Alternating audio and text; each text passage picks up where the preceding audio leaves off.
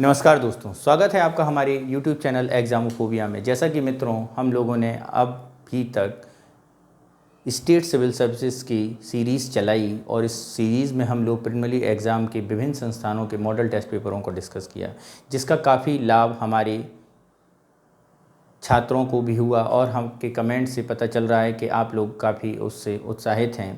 इसके अलावा हम लोग अब यूपीएससी से रिलेटेड प्रीलिमिनरी एग्ज़ाम के जो मॉडल टेस्ट पेपर हुए हैं विभिन्न संस्थानों को, उनको डिस्कस करेंगे। तो इस डिस्कशन के दौरान हम लोग आज डिस्कस कर रहे हैं दृष्टि आईएएस संस्थान का मॉडल टेस्ट संख्या पहला। तो ज़रा देखते हैं दृष्टि आईएएस संस्थान का पहला टेस्ट पेपर क्या है इसमें। तो मित्रों, पहला टेस्ट पेपर का क्वेश्चन है, निम्नलिखित में से कौन सा संगठन भ्रष्टाचार बोध सूचकांक को जारी करता है? कौन सा संगठन भ्रष्टाचार बोध सूचकांक को जारी करता है? ऑप्शन है आपका वर्ल्ड बैंक, ऑप्शन है ट्रांसपेरेंसी इंटरनेशनल, विश्व आर्थिक मंच या एशियाई विकास बैंक। तो मित्रों, इसका आंसर होगा ट्रांसपेरेंसी इंटरनेशनल। कौन सा होगा मित्रों? Transparency international. यदि हम बात करें ट्रांसपेरेंसी इंटरनेशनल कहाँ स्थापित हुआ था, तो मित्रों ट्रांसपेरेंसी इंटरनेशनल 1993 में स्थापित किया गया था। कब किया गया था? 1993 में। ठीक है। और ये क्या है, अगर इसके बारे में बात करें तो ये एक गैर अंतर सरकारीय संस्था है, नॉन गवर्नमेंट, गैर अंतर सरकारीय,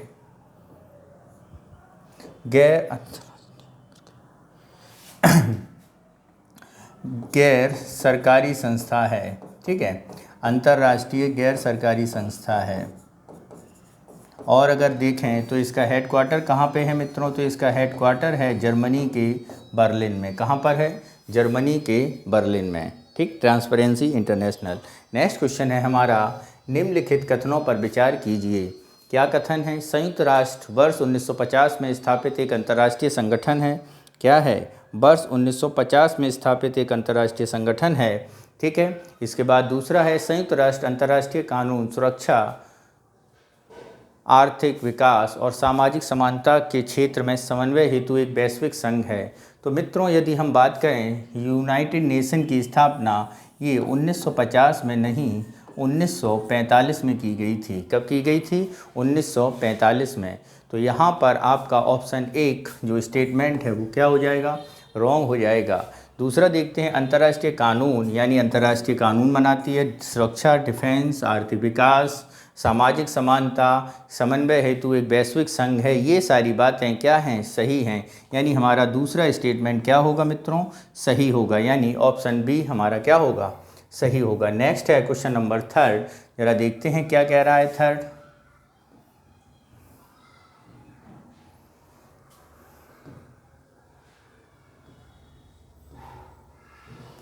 भारतीय संविधान में मौलिक अधिकारों के संदर्भ में निम्नलिखित कथनों पर विचार कीजिए। करें भाई विचार। क्या है? पहला है, कानून के समक्ष समानता केवल भारतीय नागरिकों के लिए उपलब्ध है। क्या कह रहा है पहला स्टेटमेंट? कानून के समक्ष समानता केवल भारतीय नागरिकों को उपलब्ध है। ठीक है। दूसरा, 44वें संविधान संशोधन अधिनियम 1975 द्वारा संपत्ति के अधिकार को मौलिक अधिकारों की सूची से हटा दिया गया है। ठीक है। तीसरा, अनुच्छेद 20 और 21 द्वारा गारंटीकृत अधिकारों को छोड़कर राष्ट्रीय आपातकाल में के समय मौलिक अधिकारों को निलंबन किया जा सकता है। तो यहाँ पर यदि हम बात करें कौन से स्टेटमेंट क्या कह रहा है? सही नहीं है। क्या है? कौन सा स्टेटमेंट सही नहीं है? ये कह रहा है मित्रों। जरा देखते हैं भाई कौन सा स्टेटमेंट इसमें सही नहीं है। तो यहाँ पे क्या कह रहा है? कानून के समक्ष समानता मित्रों दी गई है आपको आर्टिकल 14 में। तो आपको आर्टिकल जो 14 है वो नॉन इंडियन और इंडियन दोनों के लिए है। यानी ये स्टेटमेंट क्या है हमारा? गलत है। क्या है मित्रों? गलत है। दूसरा क्या कह रहा है? 44वें संविधान संशोधन 1975 के अंतर्गत क्या है? 44वां संविधान संशोधन 1975। तो मित्रों 44वां संविधान संशोधन 1975 में नहीं 1978 में हुआ था। बाकी तो बातें सही हैं। यानी यहाँ पे इसका सन गलत है। यानी ये भी स्टेटमेंट क्या हो गया है आपका? गलत हो गया है। नेक्स्ट क्या है? अनुच्छेद 20 और 21 द्वारा गारंटीकृत अधिकारों को छोड़कर राष्ट्रीय आपातकाल के समय मौलिक अधिकारों का निलंबन हो सकता है। तो ये बात बिल्कुल सही है, क्योंकि अनुच्छेद 358 के अंतर्गत 359 यानी आर्टिकल 359 के अंतर्गत क्या हो जाएगा, ये प्रावधान किया गया है कि 20-21 के मूल अधिकार भी निलंबित किए जा सकते हैं। यानी ये स्टेटमेंट आपका क्या है मित्रों, बिल्कुल सही है। यानी ऑप्शन बी हमारा सही होगा, क्योंकि पहले और दूसरे स्टेटमेंट क्या हैं, गलत हैं। नेक्स्ट है हमारा क्वेश्चन नंबर 4, भारत में चुनावी बॉन्ड निम्नलिखित कथनों पर विचार करना है। चुनावी बॉन्डों के जरा देखते हैं चुनावी बॉन्ड क्या हैं। चुनावी बॉन्ड के संदर्भ में विचार करना, चुनावी बॉन्डों को भारत के निवासियों और भारत में स्थापित और निगमित इकाइयों द्वारा खरीदा जा सकता है। कोई भी राजनीतिक दल जिसने पिछले राज्यसभा चुनाव में पड़े कुल मतों में कम से कम 1% मत हासिल किए हों तो चुनावी बॉन्ड के माध्यम से धन प्राप्त करने के लिए पात्र हैं। इसके जरा ऑप्शन देखते हैं, क्या हैं इसके ऑप्शन।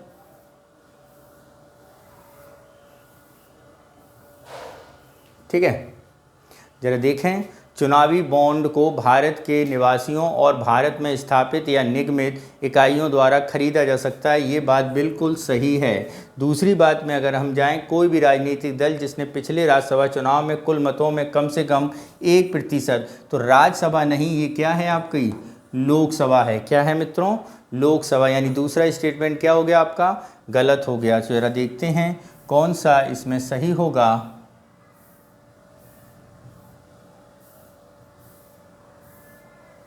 उपरोक्त कथनों में से कौन से सही हैं, तो केवल एक हमारा क्या होगा, सही होगा, बाकी बी हमारा गलत है। यानी ऑप्शन ए हमारा क्या होगा, सही होगा। नेक्स्ट है हमारा क्वेश्चन नंबर 5, निम्नलिखित में से कौन राजनीतिक कार्यपालिका का अंग है। राजनीतिक कार्यपालिका का अंग पूछा जा रहा है। ठीक है, तो पहला ऑप्शन है जिला कलेक्टर, दूसरा ऑप्शन है गृह मंत्री, गृह मंत्रालय के सचिव, ठीक है, और तीसरा ऑप्शन है गृह मंत्री और पुलिस महानिदेशक। तो मित्रों यदि हम बात करें जिला कलेक्टर, ये एक क्या रहता है, कार्यपालिका का अधिकारी होता है, डीएम, ये राजनीतिक अधिकारी नहीं होता है। यहाँ पे पॉलिटिकल कार्यपालिका के बारे में पूछी गई है बात, तो यहाँ पर पॉलिटिक्स के या मंत्री जो नियुक्त होते हैं वो राजनीतिक मंत्री होते हैं, राजनीतिक कार्यपालिका होता है। यानी ऑप्शन सी हमारा सही होगा। नेक्स्ट है क्वेश्चन नंबर 6, जरा देखते हैं 6 क्या कह रहा है। राष्ट्रीय मानवाधिकार आयोग NHRC के संदर्भ में निम्नलिखित कथनों पर विचार कीजिए। करिए विचार। अध्यक्ष और सदस्यों की नियुक्ति राष्ट्रपति द्वारा 6 सदस्यीय समिति की सिफारिश पर की जाती है।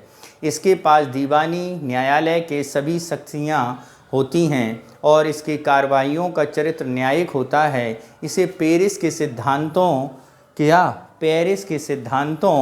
के अनुरूप स्थापित किया गया है। NHRC के बारे में बात की गई है, तो ज़रा इसके बारे में देखें। तो मित्रों यहाँ पे कौन से कथन सही हैं। मानवाधिकार NHRC अध्यक्ष सदस्यों की नियुक्ति राष्ट्रपति द्वारा होती है, बिल्कुल सही है। ठीक है, और इसके सदस्यों की संख्या 6 ही है मित्रों। नेक्स्ट है इसके पास दीवानी 93 की सभी शक्तियाँ होती हैं, इसकी कार्रवाइयों का चरित्र न्यायिक होता है, ये भी बात बिल्कुल सही है। पेरिस के सिद्धांत के अनुसार ही स्थापित 1993 में इसे किया गया था। ठीक है, तो अगर हम बात करें यहाँ पे NHRC के बारे में, तो 1993 12 अक्टूबर को राष्ट्रीय मानवाधिकार आयोग की स्थापना की गई थी। कब की गई थी, 12 अक्टूबर 1993 को। ठीक है, तो यानी ये तीनों स्टेटमेंट सही हैं, यानी ऑप्शन डी हमारा क्या होगा, सही होगा। नेक्स्ट है क्वेश्चन नंबर 7, जरा उसे देखते हैं। राष्ट्रीय सफाई कर्मचारी आयोग NCSK के संदर्भ में निम्नलिखित कथनों पर विचार कीजिए। इसकी स्थापना 1993 में की गई थी। ठीक है, 3 वर्ष की प्रारंभिक अवधि के लिए की गई थी। वर्ष 2004 में इसका विस्तार एक सांविधिक निकाय के रूप में किया गया है। किसके रूप में किया गया है, सांविधिक निकाय के रूप में किया गया है। ठीक है,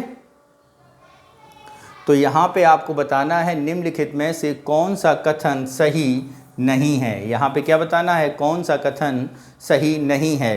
तो यदि हम बात करें NCSK की स्थापना 1993 में 3 वर्ष के लिए की गई थी, ये बात बिल्कुल सही है। और वर्ष 2004 में क्या किया गया है, वर्ष 2004 में इसे विस्तार एक संवैधानिक निकाय के रूप में किया गया है। तो मित्रों इसका विस्तार 2004 में नहीं 2013 में किया गया था। कब किया गया था, 2013 में किया गया था। यानी ये स्टेटमेंट क्या हुआ, हमारा गलत है और ऑप्शन बी हमारा सही होगा। नेक्स्ट चलते हैं क्वेश्चन नंबर 8। लोकतंत्र बचाओ का नारा किसने दिया था, स्वतंत्र पार्टी द्वारा, वामपंथियों द्वारा, तेलुगु देशम पार्टी द्वारा या जनता पार्टी द्वारा। तो ये मित्रों दिया गया था किसके द्वारा, ये दिया गया था जनता पार्टी द्वारा इमरजेंसी के दौरान। ठीक है, नेक्स्ट क्वेश्चन नंबर 9 पर चलते हैं। क्वेश्चन नंबर 9 देखते हैं।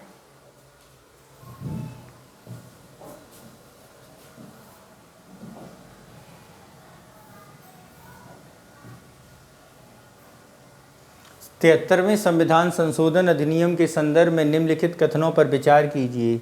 ग्राम सभा और कार्यजन राज्य विधानमंडल द्वारा निर्धारित किए जाते हैं।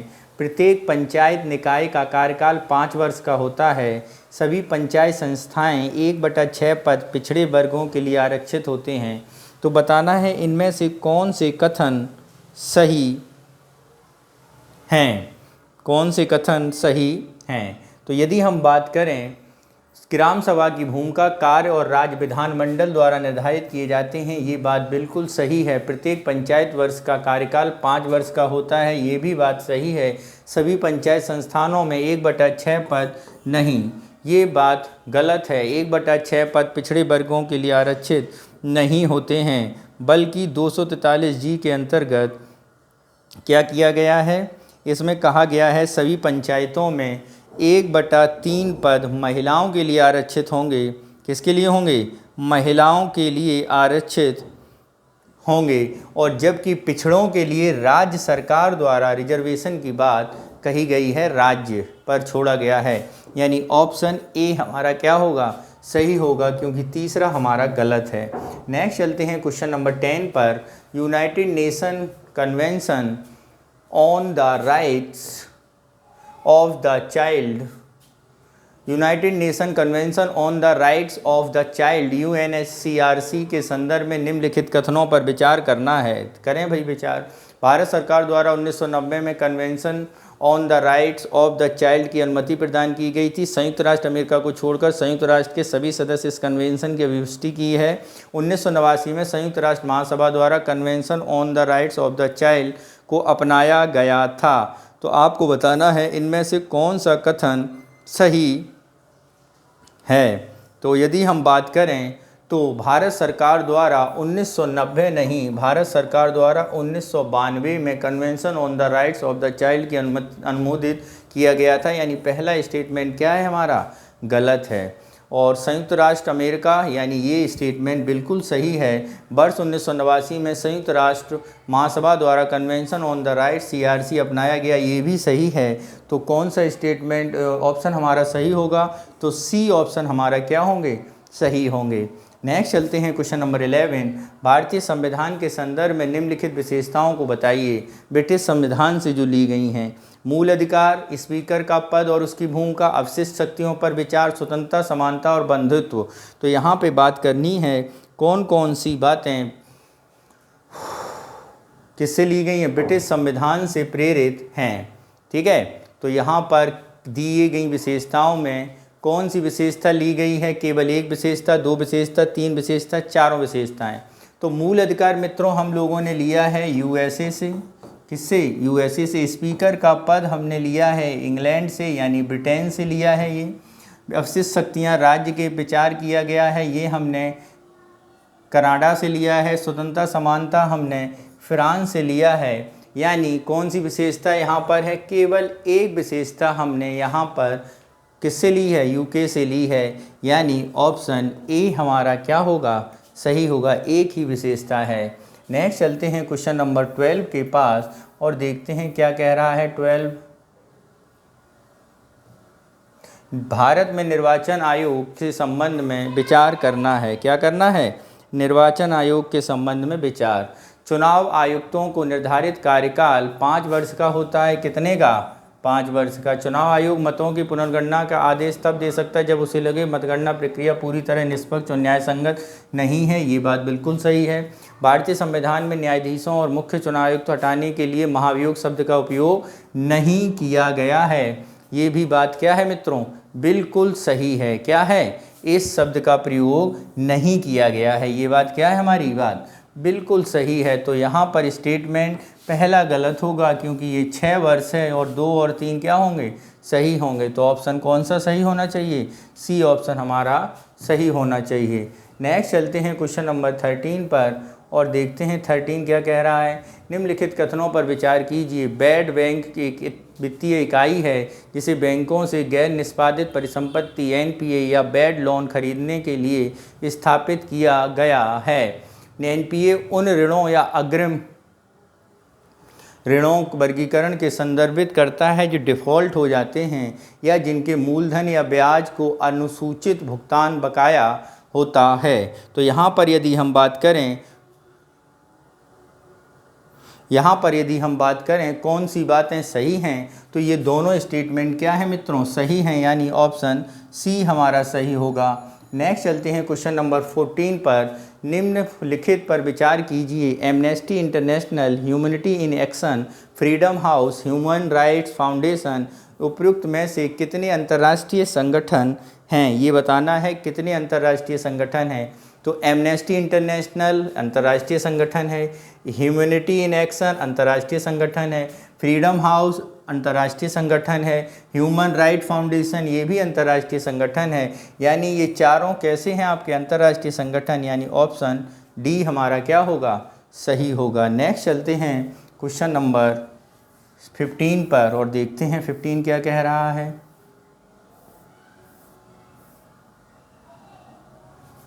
निम्नलिखित कथनों पर विचार कीजिए। वर्ष 1773 रेगुलेटिंग एक्ट की घोषणा द्वारा बॉम्बे में सर्वोच्च न्यायालय की स्थापना की गई थी। सर्वोच्च न्यायालय द्वारा घोषित कानून भारतीय क्षेत्र के सभी न्यायालयों पर बाध्यकारी हैं। सर्वोच्च न्यायालय न्यायाधीश के कार्यकाल 6 वर्ष का होता है। क्या है, 6 वर्ष का होता है। तो आपको बताना है इनमें से कौन सा स्टेटमेंट क्या है, सही है। क्या बताना है, कौन सा स्टेटमेंट मित्रों क्या है, सही है, ये बताना है। ज़रा देखते हैं कौन सा स्टेटमेंट इसमें से सही होगा।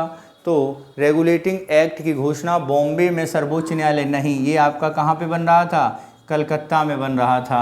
यानी पहला स्टेटमेंट गलत। सर्वोच्च न्यायालय द्वारा घोषित कानून भारतीय क्षेत्र के सभी न्यायालयों के लिए बाध्य हैं, बिल्कुल सही है। सर्वोच्च न्यायालय के कार्यकाल 6 वर्ष नहीं होता है।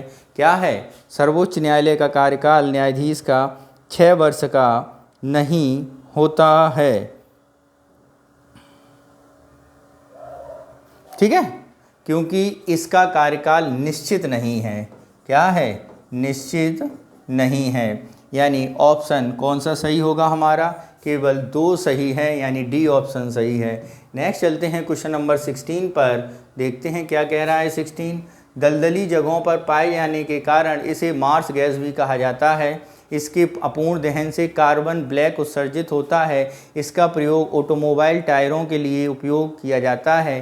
किए जाने वाले रबड़ में एक प्रबल एजेंट के रूप में व्यापक स्तर पर किया जाता है। यह वायुमंडल के सतही स्तर पर ओजोन निर्माण हेतु जिम्मेदार है। उपरोक्त कथनों में से किस कार्बन यौगिक के बारे में बेहतर बात की गई है। तो ये मित्रों दलदली जगहों में एक ही गैस रहती है जिसका नाम है मीथेन, और मीथेन को ही मार्स गैस भी कहते हैं। और बाकी दोनों प्रॉपर्टी भी किसकी हैं, मीथेन गैस की हैं, यानी ऑप्शन ए हमारा क्या होगा, सही होगा। नेक्स्ट चलते हैं क्वेश्चन नंबर 17 पर। निम्नलिखित में से किसे डॉक्टर BR अम्बेडकर द्वारा संविधान का हृदय और आत्मा के रूप में संदर्भित किया गया है। तो ऑप्शन ए स्वतंत्रता का अधिकार, ऑप्शन बी संवैधानिक उपचार का अधिकार, ऑप्शन सी सांस्कृतिक एवं शैक्षिक अधिकार और समानता का अधिकार। तो आर्टिकल 32 को अंबेडकर द्वारा क्या किया गया है, हृदय और आत्मा कहा गया था, यानी आपका बी ऑप्शन सही होगा। नेक्स्ट चलते हैं क्वेश्चन नंबर 18 पर और देखते हैं 18 क्या कह रहा है। भारतीय संविधान में निम्नलिखित में से कौन से प्रावधान 26 नवंबर 1949 को लागू हुए थे? नागरिकता, निर्वाचन, राज्य के नीति निर्देशक तत्व, अस्थायी संक्रमणकालीन प्रावधान, संक्षिप्त शीर्षक, अंतरिम संसद। तो इनमें से कौन से प्रावधान आपके लागू हो गए थे? तो मित्रों 26 नवंबर 1949 को सारे प्रावधान ये क्या कर दिए गए थे? लागू कर दिए गए थे, यानी ऑप्शन बी हमारा क्या होगा? सही होगा। नेक्स्ट चलते हैं क्वेश्चन नंबर 19 पर। अंतर्राष्ट्रीय श्रम संगठन ILO के संदर्भ में निम्नलिखित कथनों पर विचार कीजिए। इसकी स्थापना वर्ष 1919 में वर्साई संधि के द्वारा की गई थी।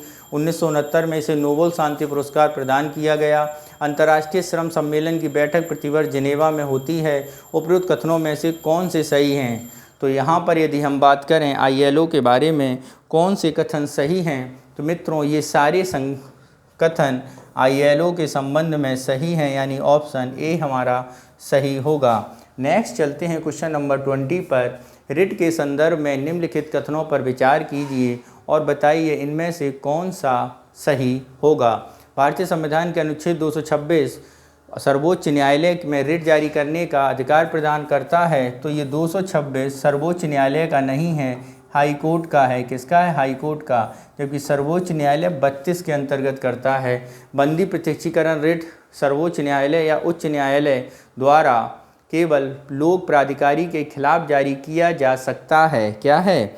लोक प्राधिकारी के खिलाफ जारी किया जा सकता है। तो मित्रों ये सबके लिए जारी किया जा सकता है, यानी ये भी ऑप्शन क्या है? गलत है। पहला भी हमारा गलत था, तो ना डी सही, ए सही है, ना बी सही है, यानी ऑप्शन डी हमारा सही होगा। नेक्स्ट चलते हैं क्वेश्चन नंबर 21।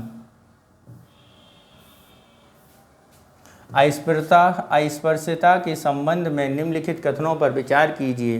भारतीय संविधान में अस्पृश्यता को परिभाषित किया गया है।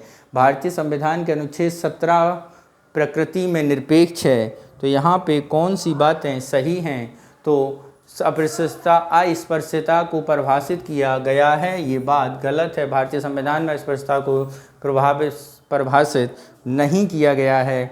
और संविधान के अनुच्छेद में प्रकृति में निरपेक्ष है, ये बात सही है, यानी ऑप्शन बी हमारा सही होगा। नेक्स्ट चलते हैं क्वेश्चन नंबर 22। निम्नलिखित कथनों पर विचार कीजिए और केस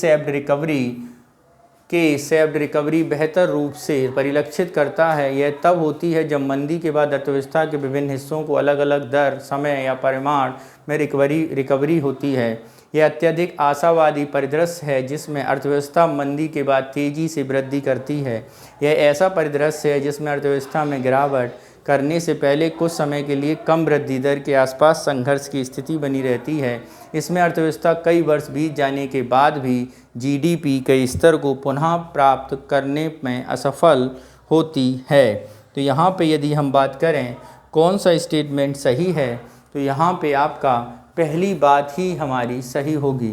नेक्स्ट चलते हैं क्वेश्चन नंबर 23 और देखते हैं निम्नलिखित में से कौन सा पुस्तक और बात सही है।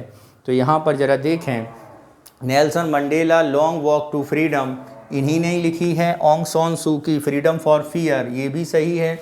महात्मा गांधी हिंद स्वराज लिखी है। बेंजामिन फ्रैंकलिन द ऑटोबायोग्राफी, ये चारों सही सुमेलित हैं, यानी ऑप्शन डी हमारा सही हो जाएगा। नेक्स्ट चलते हैं क्वेश्चन नंबर 24 पर। जनहित याचिका की अवधारणा फ्रांसीसी न्यायशास्त्र से ली गई है? नहीं, ये अमेरिका से ली गया है। ठीक है। नेक्स्ट है, भारत में सर्वोच्च न्यायालय में अभी तक जनहित याचिका शब्द को परिभाषित नहीं किया गया है। सर्वोच्च न्यायालय ने इसे परिभाषित किया है। क्या है? सर्वोच्च न्यायालय द्वारा इस शब्द को परिभाषित किया गया है। ठीक, तो जरा ऑप्शन देखते हैं कौन सा ऑप्शन सही होगा इसमें मित्रों दोनों गलत हैं, यानी डी ऑप्शन हमारा सही होगा। नेक्स्ट चलते हैं क्वेश्चन नंबर 25 पर। तकनीकी वस्त्रों के उपयोग किया जाता है मेडिकिट में, मोबिलिटिक में, आईटोक में, पैकटेक में, एग्रोटेक में, बिल्टेक में। तो तकनीकी वस्त्रों के प्रयोग के बारे में बात की गई है, तो ये सारे तकनीकी वस्त्र के तौर पे सही क्रम होगा।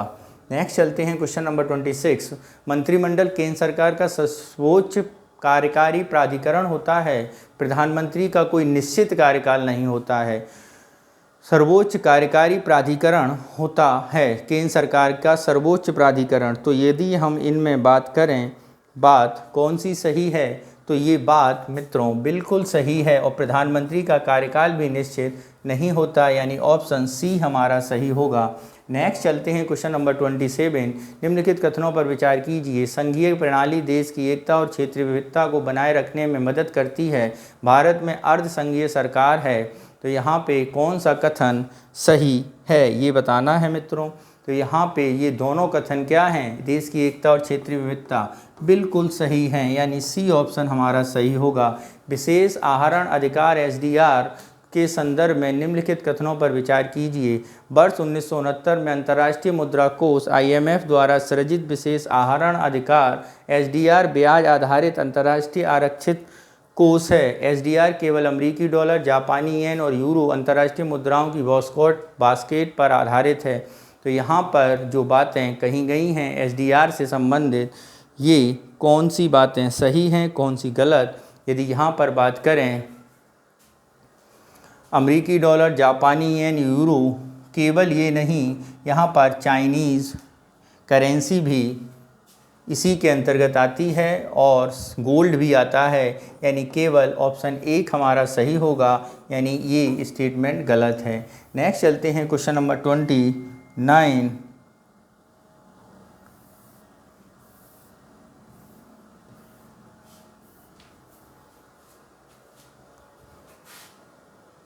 क्वेश्चन नंबर 29 देखते हैं क्या कह रहा है। 29 इसको समझते हैं।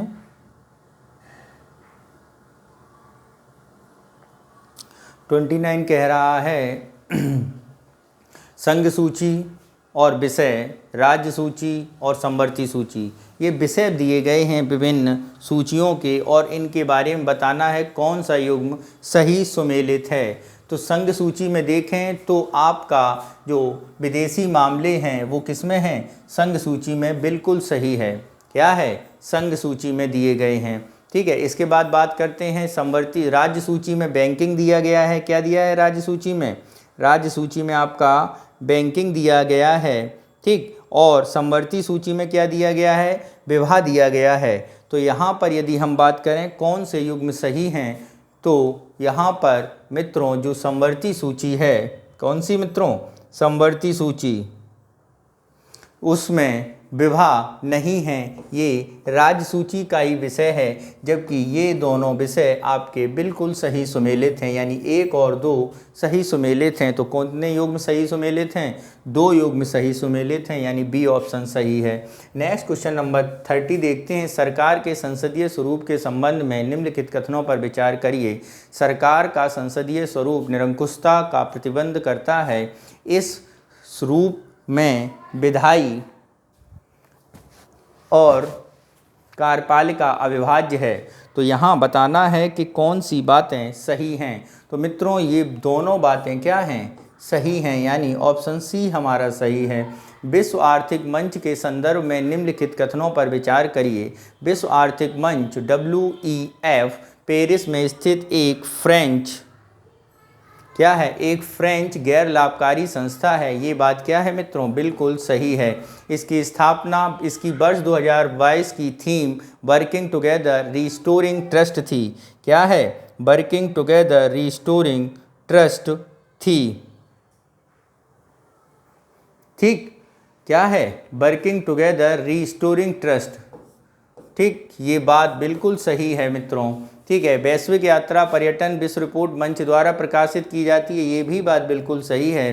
तो बताना है इनमें से कौन सा कथन सही नहीं है। क्या, कौन सा कथन सही नहीं है, तो विश्व आर्थिक मंच पेरिस स्थित गैर लाभकारी संस्था नहीं है, यानी ऑप्शन ए हमारा सही सुमेलित नहीं है। नेक्स्ट है हमारा संविधान की 7वीं अनुसूची में 22 भाषाएं शामिल हैं। ये बात बिल्कुल क्या है, सही है।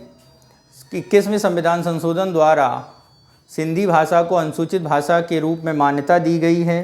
ठीक है, ये बात बताई जा रही है।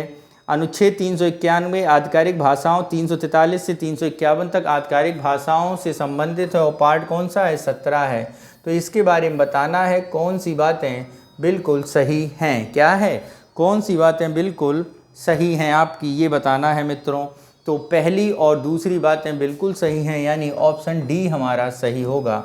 नेक्स्ट है हमारा क्वेश्चन नंबर 33। क्या कह रहा है 33? भारतीय संविधान के अनुच्छेद 18 के संबंध में निम्नलिखित कथनों पर विचार कीजिए। यह भारतीय नागरिक को किसी भी विदेशी राज्य से कोई उपाधि स्वीकार करने से प्रतिबंधित करता है। ठीक है, विजेताओं के नाम के उपसर्ग या प्रत्यय के रूप में पद्म पुरस्कार प्रयोग नहीं किए जा सकते। तो ये बात दोनों क्या हैं, बिल्कुल बातें सही हैं। ऑप्शन सी हमारा क्या होगा, सही होगा। निम्नलिखित कथनों पर विचार कीजिए। भारतीय फार्मास्यूटिकल उद्योग मात्रा के आधार पर दुनिया का तीसरा सबसे बड़ा उद्योग है।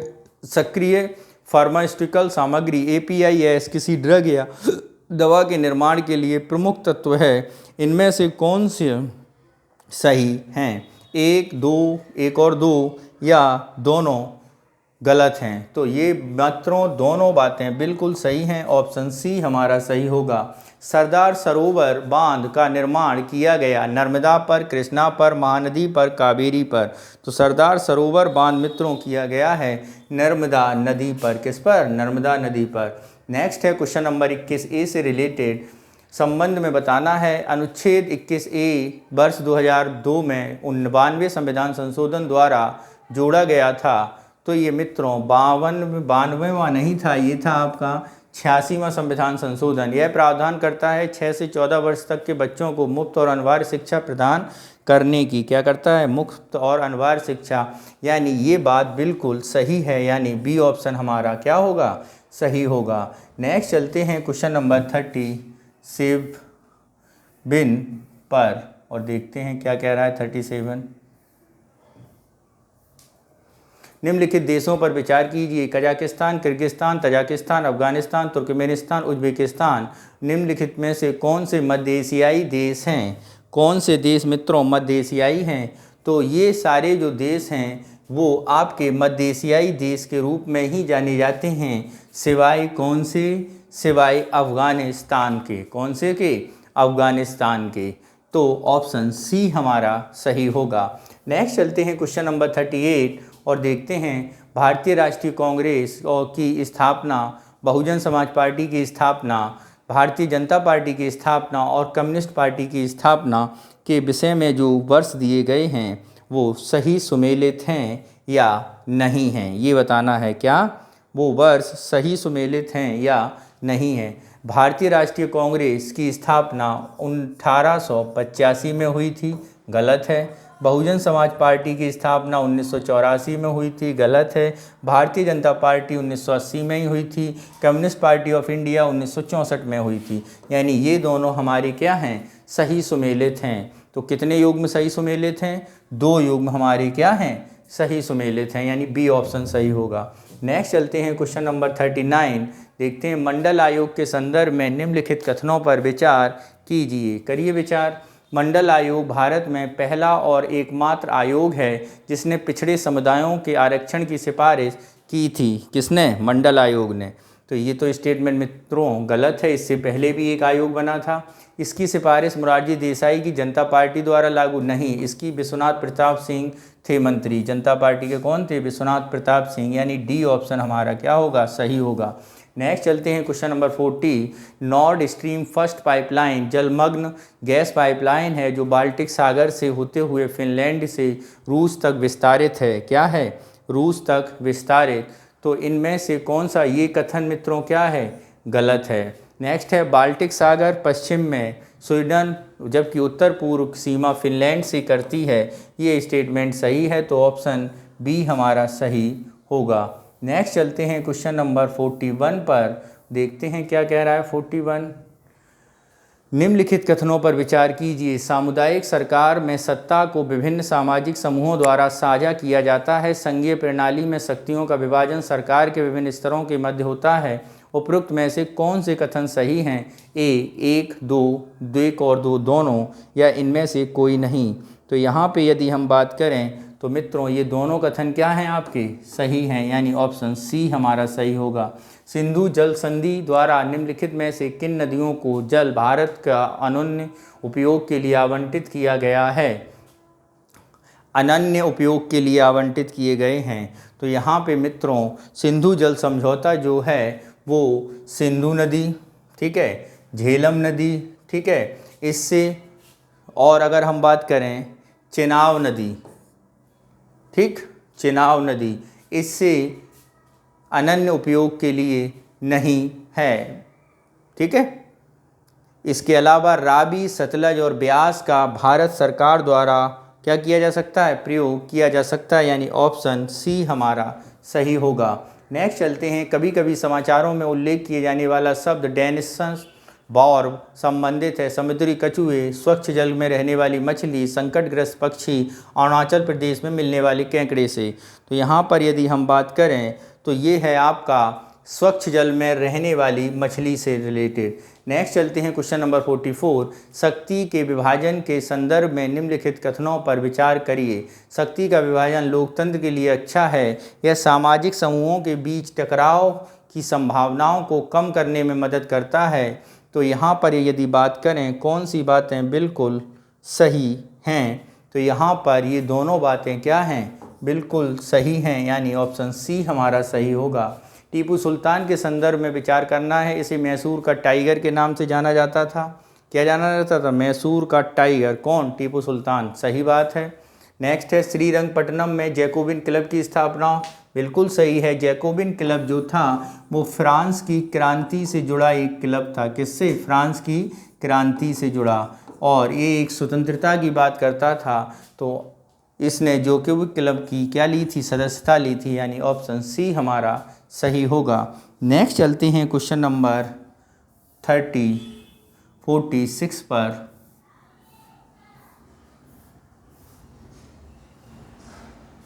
निम्नलिखित कथनों पर विचार कीजिए। करो। वायुमंडल में सल्फर डाइऑक्साइड का सबसे बड़ा स्रोत ज्वालामुखी है। क्या है? ज्वालामुखी बता रहे हैं, ठीक है। निम्न अम्लीय वर्षा सल्फर डाइऑक्साइड का कारण होती है। ये तो बात सही है, ये बात गलत है, यानी ऑप्शन बी हमारा सही होगा, क्योंकि वायुमंडल में सल्फर डाइऑक्साइड का सबसे बड़ा कारण जीवाश्म ईंधनों का है। जीवाश्म ईंधनों द्वारा, यानी कुल मिला के उद्योगों और जीवाश्म ईंधन के द्वारा। निम्नलिखित करते हैं अगला क्वेश्चन। कथनों पर विचार करना है। समय उपयोग सर्वेक्षण TUS की गतिविधियों में जनसंख्या द्वारा बताए जा रहे समय के मापन की रूपरेखा प्रदान की गई है। ठीक है, बिल्कुल बात सही है। समय उपयोग सर्वेक्षण के प्राथमिक उद्देश्य वैतनिक अवैतनिक गतिविधियों में पुरुष और महिलाओं की भागीदारी, ये दोनों बातें बिल्कुल सही हैं, यानी ऑप्शन सी हमारा क्या होगा? सही होगा। नेक्स्ट है संगम साहित्य के संबंध में तोलकप्पियम की रचना इलांगो आदिगल ने की थी। ये बात सही है या गलत, ये बताना है। ठीक है, क्या? तोलकप्पियम। तो तोलकप्पियम की रचना इलांगो आदिगल ने की थी। ये बात क्या हो गई मित्रों?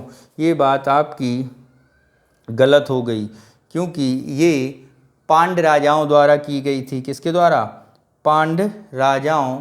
इसे मदुरई के पांड्य राजाओं के संरक्षण प्राप्त था। बिल्कुल सही है। तो इलांगो आदिगल की स्थापना के बारे में बात करें तो इलांगो आदिगल तोलकप्पियम की रचना इलांगो आदिगल ने की थी। नहीं, इसकी रचना तोलकप्पियम के द्वारा ही कप्पियर के द्वारा लिखी गई थी। किसके द्वारा? तोलकप्पियर के द्वारा।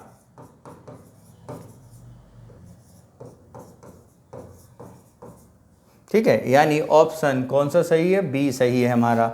लॉर्ड डलहौजी में व्यक्तिगत संबंध से सिद्धांत लागू करने से किन राज्यों पर अधिकार हो गया था? तो सतारा, झांसी, जयपुर और सतारा, झांसी और जयपुर पर डलहौजी ने अधिकार कर लिया था। मद्रास इसमें शामिल नहीं था, यानी 1, 2, 3 ए ऑप्शन सही होगा। नेक्स्ट चलते हैं क्वेश्चन नंबर 50 पर।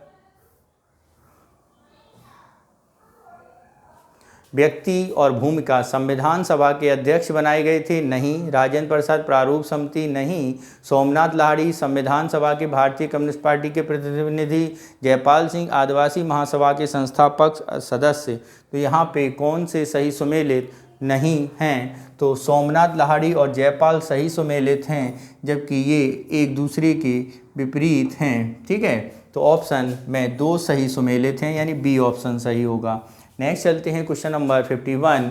निम्नलिखित में से किस मंत्रालय ने पढ़े भारत अभियान शुरू किया था? कौन सा पढ़े भारत? शिक्षा, महिला, ग्रामीण और नीति। शिक्षा, महिला, ग्रामीण और नीति। तो यहाँ पे ये किया गया है शिक्षा मंत्रालय द्वारा। नेक्स्ट है हमारा क्वेश्चन नंबर 52। कौन सी फसल कटाई से संबंधित त्यौहार है? मकर, पोंगल और बिहू। तो यहाँ पर ये हम बात करें कौन सी फसल कटाई से संबंधित हैं, तो मित्रों ये सारे के सारे उत्तर भारत, पोंगल आपका साउथ और बिहू असम, यानी ऑप्शन डी हमारा सही होगा। नेक्स्ट चलते हैं क्वेश्चन नंबर 53। पर्यावरण क्षरण से निपटने के लिए केन्या में हरित पट्टी आंदोलन शुरू किया गया। Rachel Carson, Sunderlal Bahuguna, Albert Schweitzer और बंगर मथाई। तो ये किसके द्वारा शुरू किया गया था? ये शुरू किया गया था बंगारी मथाई द्वारा। किसके? बंगारी मथाई द्वारा। नेक्स्ट क्वेश्चन नंबर 54 देखते हैं हम लोग।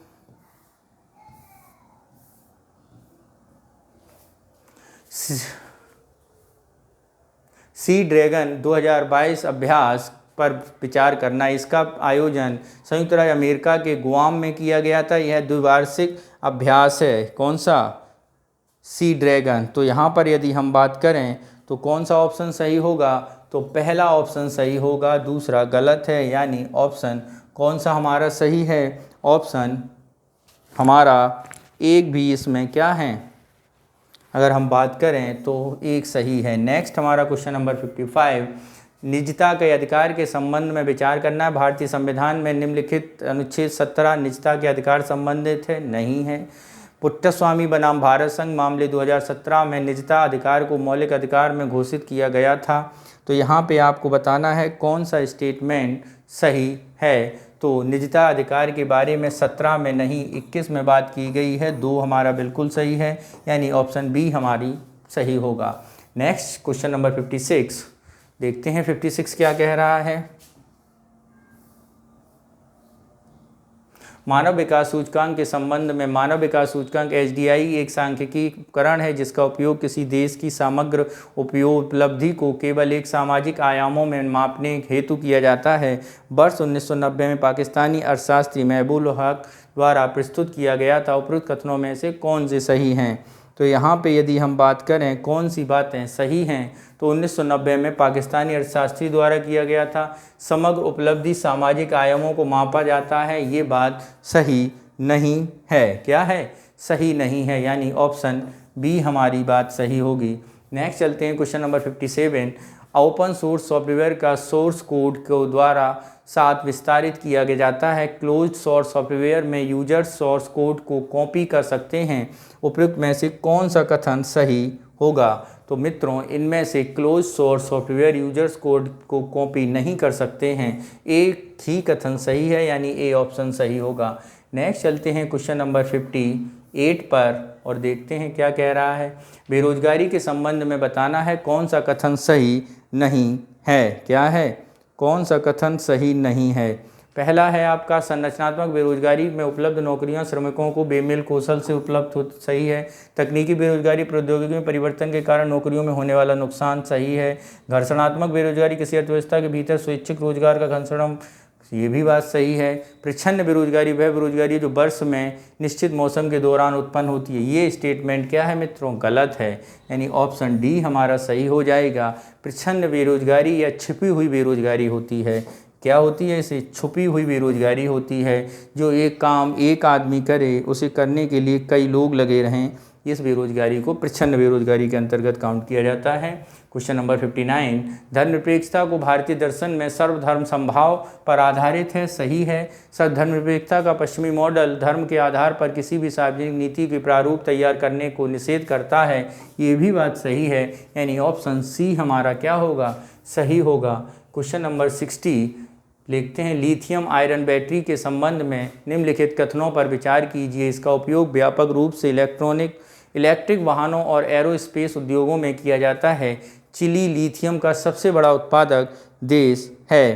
तो तो यहाँ पे बातें बताई गई हैं, तो पहली सही है जबकि दूसरी गलत है।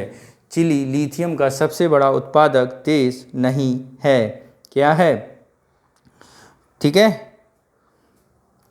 यहाँ पर वर्तमान समय में ऑस्ट्रेलिया क्या है? सबसे बड़ा उत्पादक देश है। नेक्स्ट चलते हैं क्वेश्चन नंबर 61।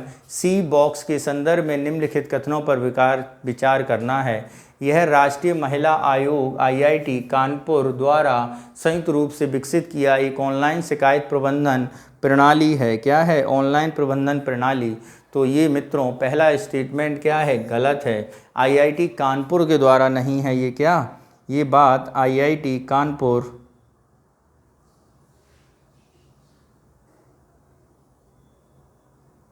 ठीक है, राष्ट्रीय महिला आयोग, तो ये राष्ट्रीय महिला एवं बाल विकास मंत्रालय और भारत सरकार ने कार्यस्थल पर यौन उत्पीड़न के लिए शिकायत करने की बात कही गई है। संगठित और असंगठित क्षेत्रों में काम करने वाली दोनों तरह की बात करते हैं। ठीक है, ऑप्शन बी हमारा सही होगा।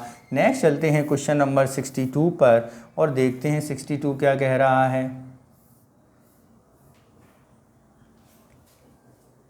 निम्नलिखित कथनों पर वर्ष 1955 का नागरिकता अधिनियम नागरिकता प्राप्त करने के लिए 4 तरीके निर्धारित करता है। यह संविधान नागरिक शब्द का परिभाषित नहीं करता है। क्या है? संविधान में नागरिक शब्द को परिभाषित नहीं करता है। नागरिक शब्द की परिभाषा है पार्ट 2 में।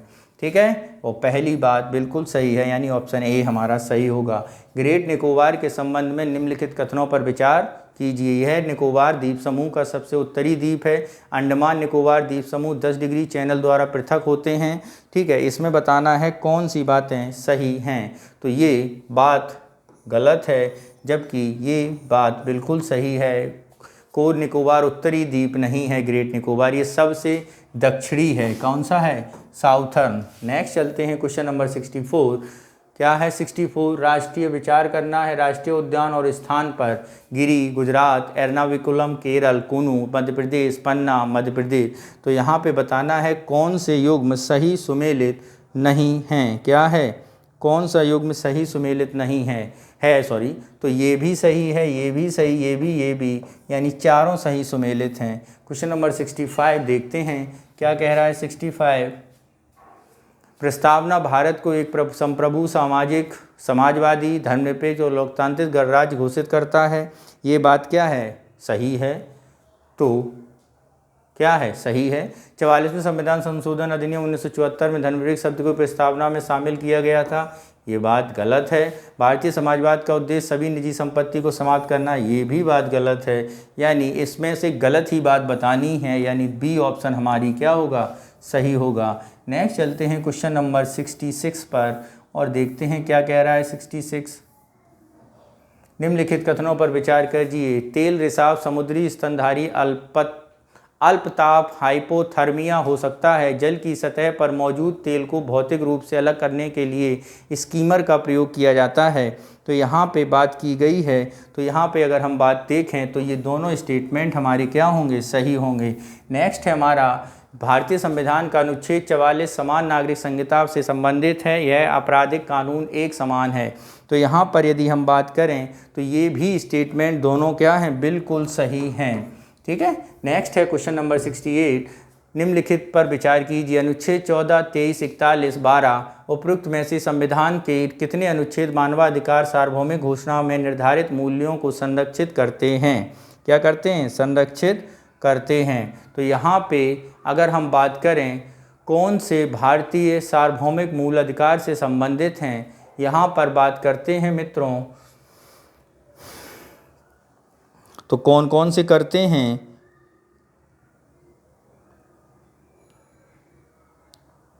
तो आपके 3 इसके बारे में बात करते हैं। सार्वभौमिक मौलिकाधिकार के बारे में 14, 23 और 4 यानी केवल 3 अनुच्छेद हैं, 41 नहीं है इसमें। ईस्टर्न स्वेव डियर के संबंध में निम्नलिखित कथनों पर विचार करिए। ईस्टर्न स्वेव डियर केवल नेपाल और भूटान में पाया जाता है। IUCN रेड डेटा लिस्ट में इसे सुभेद श्रेणी में शामिल किया गया है। उपरोक्त में से कौन सा सही नहीं है? ये बताना है कौन सा सही नहीं है। तो ये आपका क्या है, सही नहीं है। ईस्टर्न स्विफ्ट डियर नेपाल और भूटान में नहीं पाया जाता है, यानी ये एक ऑप्शन आपका गलत होगा, क्योंकि ये डियर जो है आपका केवल नेपाल में पाया जाता है। कहाँ पे, नेपाल में। ठीक है, नेक्स्ट चलते हैं क्वेश्चन नंबर 70 पर, देखते हैं 70 क्या कह रहा है। EWS के लिए 10% आरक्षण का प्रावधान भारतीय संविधान 16 में संशोधन करके किया गया था। ठीक है, क्रीमी लेयर की अवधारणा जिससे ओबीसी निर्धारित की दायरे में ओबीसी आरक्षण को लाभ प्राप्त है, तो उपरोक्त में से कौन सा सही है। तो यहाँ पर यदि बात करें तो केवल 16 में नहीं, अनुच्छेद 15 में भी किया गया है। किसमें, 15 में, यानी पहला स्टेटमेंट हमारा गलत है, दूसरा सही है, यानी बी ऑप्शन सही होगा।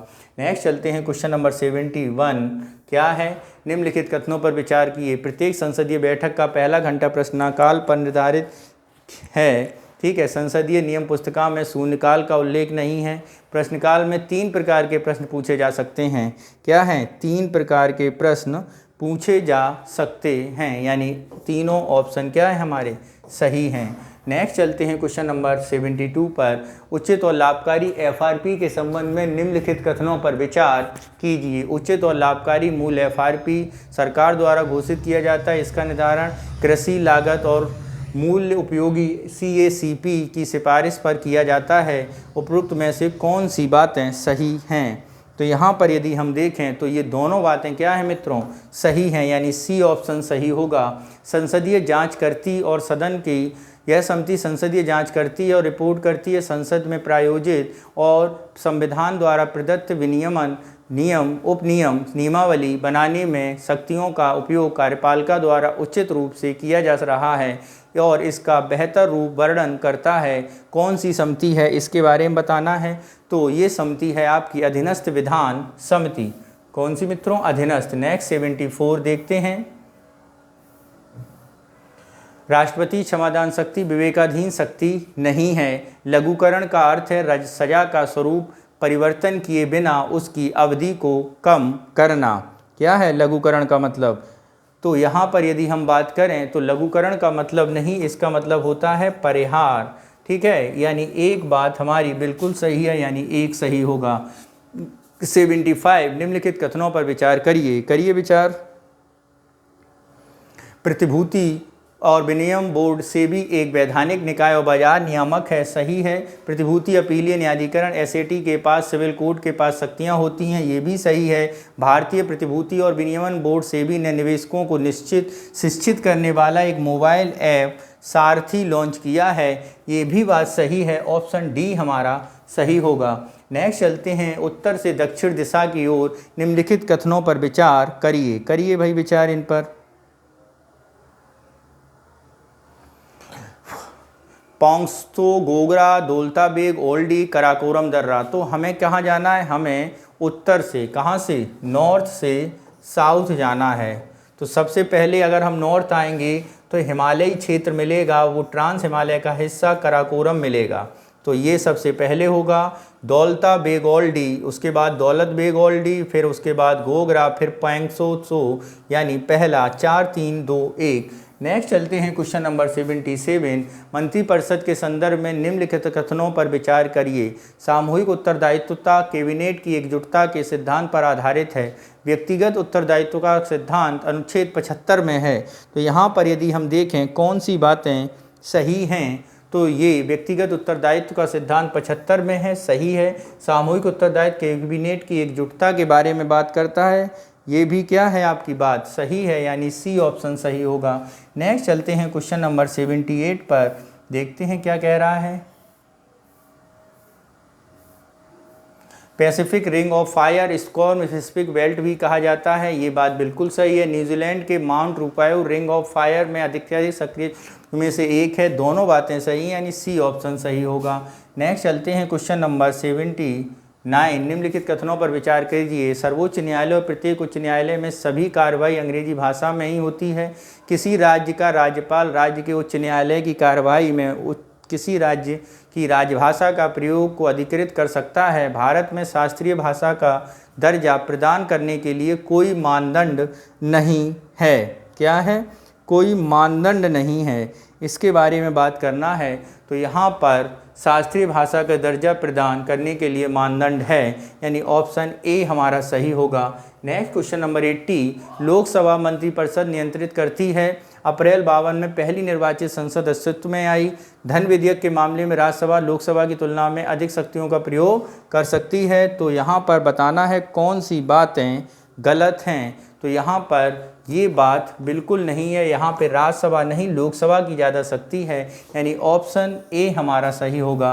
नेक्स्ट चलते हैं क्वेश्चन नंबर 80 पर। उत्तरी अटलांटिक संगठन नाटो के संबंध में विचार करना। उत्तरी अटलांटिक संधि संगठन 1949 में अस्तित्व में आई। इसमें ग्रीस, तुर्की भाषा 1952 में फेडरल रिपब्लिक ऑफ जर्मनी और 1955 में शामिल हुए। वार्सा पैक्ट में 6 पूर्वी यूरोपीय देशों के बीच हस्ताक्षर किए गए थे। तो यहाँ पर बात करनी है, तो यहाँ पर देखते हैं कौन सी बातें सही हैं। तो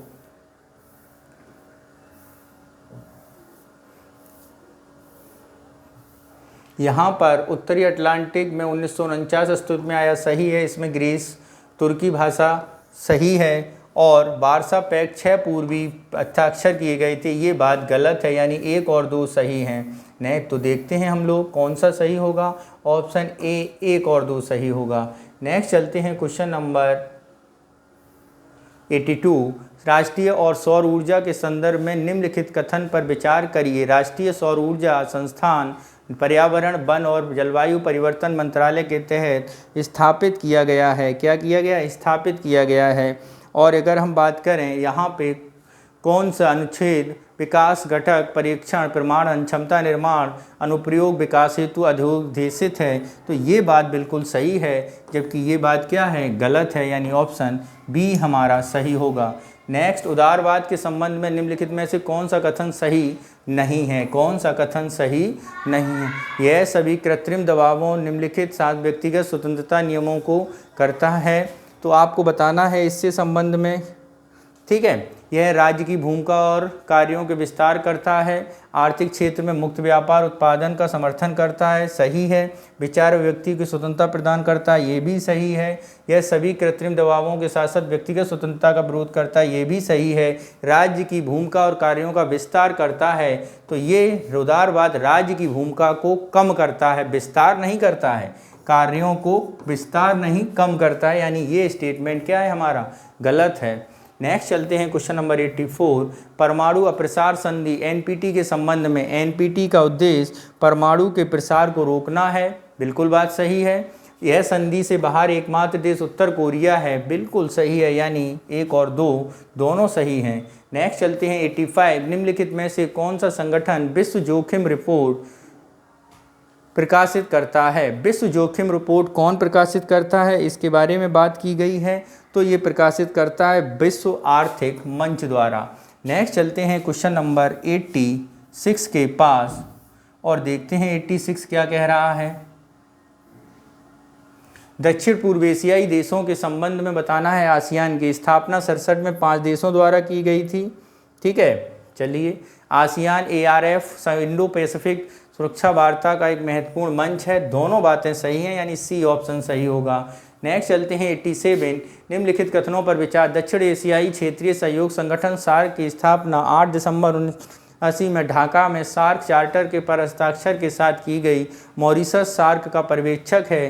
दक्षिण एशियाई मुक्त व्यापार क्षेत्र साफ्टा सार्क की मुक्त व्यापार व्यवस्था है। तो यहाँ पर बताना है कौन सी बातें सही हैं। तो मित्रों, ये तीनों बातें क्या हैं? सही हैं, यानी ऑप्शन डी हमारा सही होगा। नेक्स्ट चलते हैं क्वेश्चन नंबर 88, निम्नलिखित कथनों पर विचार करिए। वस्तु एवं सेवा कर परिभाषित परिषद केंद्र और राज्यों का एक संयुक्त मंच है।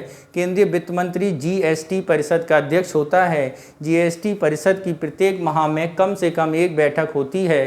तो ये कौन कौन सी बातें इसमें सही हैं? तो मित्रों, यहाँ पर GST परिषद के बारे में जो बात की गई है बैठक की, ये 1 माह में कम से कम 1 बैठक होती है, ये बात सही नहीं है। क्या है?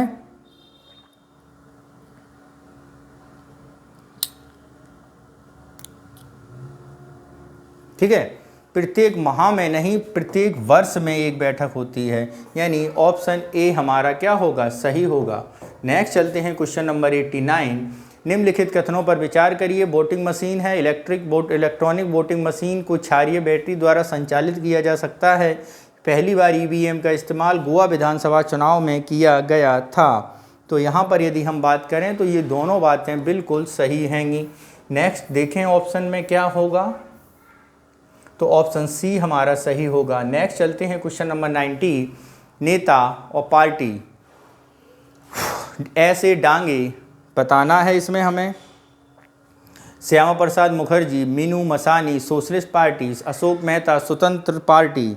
तो यहाँ पे बताना है कौन सी बातें बिल्कुल सही हैं। ठीक है, तो S.A. Dange communist of party of India से संबंधित हैं, ये बात बिल्कुल सही है। श्यामा प्रसाद भारतीय जनता पार्टी से संबंधित हैं, जबकि मूसी मसानी आपकी स्वतंत्र पार्टी से संबंधित हैं। ठीक है, और ये अशोक मेहता सोशलिस्ट पार्टी से, यानी 2 युग्म आपके सही सुमेलित हैं। नेक्स्ट है हमारा 91।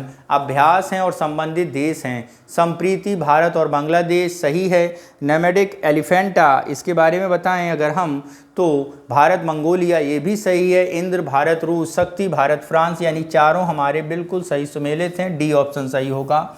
नेक्स्ट चलते हैं 92।